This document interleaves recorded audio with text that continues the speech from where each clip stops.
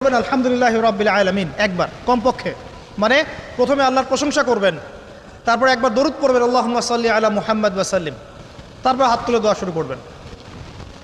বৃষ্টি পড়ছে, দোয়া শুরু করে দেন, দোয়া কবুল হবে ইনশাআল্লাহ।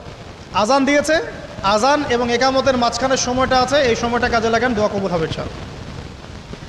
নামাজে দাঁড়িয়েছেন, সেজদায় গিয়েছেন, সেজদায় দোয়া করেন, দোয়া কবুল হবে ইনশাআল্লাহ। প্রশ্ন করে অনেকে যে ভাই সেজদায় কি বাংলায় দোয়া করা যাবে? হ্যাঁ যাবে, যদি আপনার নামাজটা নফল নামাজ হয়। কোন নামাজ হয়? ফরজ নামাজে করবেন না, নফল নামাজে করতে পারেন ইনশাআল্লাহ। সেজদায় বান্দা আল্লাহর সবচেয়ে কাছাকাছি থাকে, এই সময়ে বেশি বেশি দোয়া করতে রাসূল সাল্লাল্লাহু আলাইহি ওয়াসাল্লাম তাগিদ দিয়েছেন। দোয়া করলে ডাইরেক্ট কবুল হবে ইনশাআল্লাহ। পিতা মাতার খেদমত করে দোয়া করেন, দোয়া কবুল হবে ইনশাআল্লাহ। এখন তো পিতা মাতার খেদমত মানুষ করতে চায় না। এটা সেই যুগ যে যুগে পিতা মাতার সাথে দাস দাসীর মতো আচরণ করা হয়।